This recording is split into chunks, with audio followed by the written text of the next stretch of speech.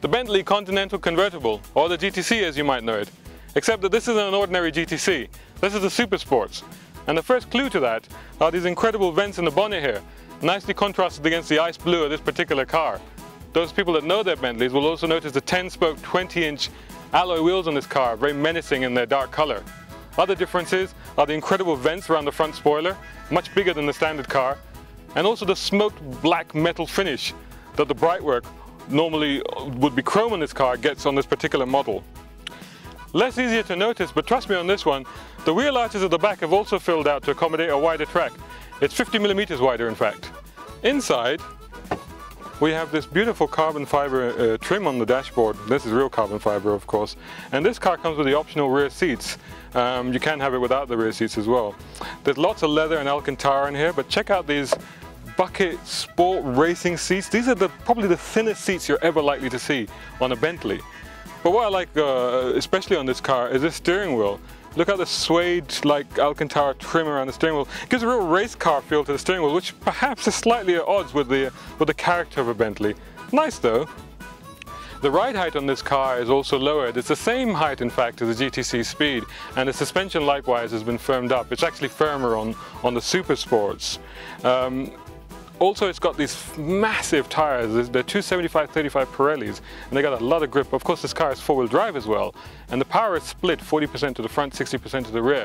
So it gives you pretty good traction and some nice rear bias on handling dynamics, if you like. The traction stability control on this car has also been dialed back a little bit to give you a little bit more leeway, but the reality is that you won't really be troubling it because this is not the sort of car you're going to be throwing or trying to throw sideways on a public road.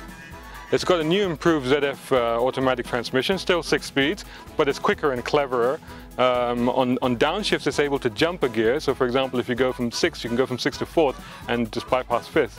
And the really clever thing is that on upshifts it momentarily cuts the fuel in the ignition just to make that smoother transition, and I think when it cuts back in it gets a fantastic burping noise out the back tailpipes. It's really quite spectacular.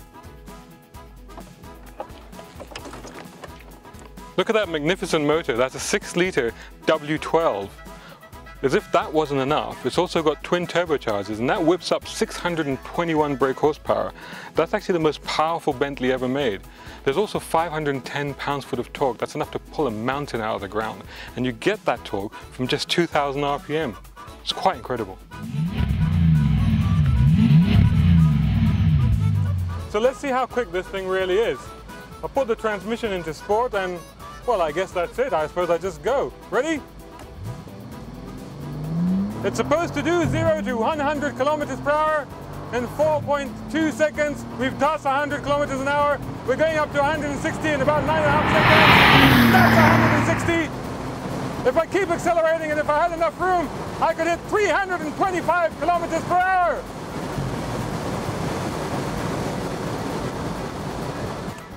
Okay, that was a hell of a run. Okay, this is not quite as quick as the coupe. The coupe is 6/10 quicker to 100, but God, it does feel quick. You really start to feel it on your body as you accelerate off the line. So with this new ZF transmission, as well as the sport mode, you can slide the lever across to manual there, and then start using the paddles. That will flick to change up, but frankly speaking, it does a pretty good job of changing up by itself when it gets to about 6,500 RPM. More useful is the left lever here, which you can flick on to change down, and off you go. That's cool. The only problem I find with the paddles is that they're hidden behind the steering wheel rim, and particularly with the left one, I often find myself trying to indicate with the paddle and change gear with the indicator stalk. Although I seem to be shouting over this, the wind noise that we're having in here, but with the windows up, it's actually very, very calm in here. Nothing's flying around, nothing's moving around, unlike some cars. Iraj has actually got that window down, which is why I'm getting a little bit of buffeting. But with all the windows closed, it's always very, very calm in here. And you can get up to some pretty good speed in this car and still have a conversation in here. I won't say what kind of speeds though. Now we won't find any corners today because of the road we've picked for this video, but I did take it out on some nice roads up in the Kalba Mountains yesterday.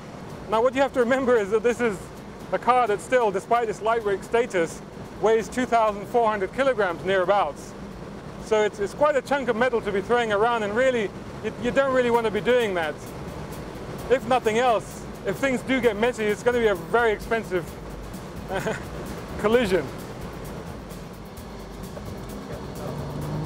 What you'll find with this car is it's a big car, and as you turn in, you'll find the steering a little bit sluggish to turn in. That's purely because of the weight of the engine out the front. But as it starts to dig in, the back will start to pivot round, and it certainly tightens the line. Also, what you're finding as I'm going around this roundabout is that there is a bit of throttle steer, so you can lift off to tighten the line, and as you put the power down, you find that it starts to take a tangent. And that's the thing to remember when coming out of a corner, is that feed the power in very carefully. Too much power too early and you will start to understeer. But just get the timing right and it's lovely.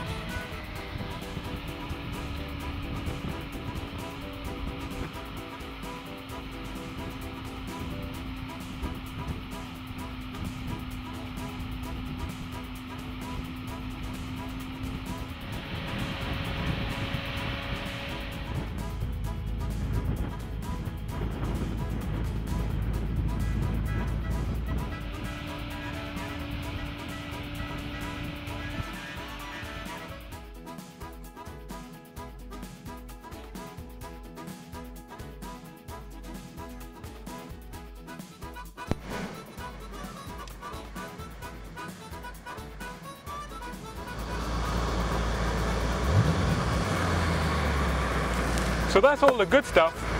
What about the bad stuff? Oh yeah, there is some bad stuff. Take the seat for example. I'm sitting way too high in this seat, but I can't adjust it down. Only the dealer can do that, which is fair enough. But even if I want to adjust it forward or back, I have to use an old-fashioned lever up here, and also the levers back here. Now this car costs $300,000, 1,100,000 dirhams.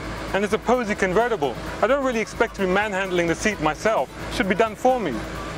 Plus, to talk about the seat itself, it's really nice and comfy and very, very supportive, which would be great out on the track, but not really that comfortable on a long journey.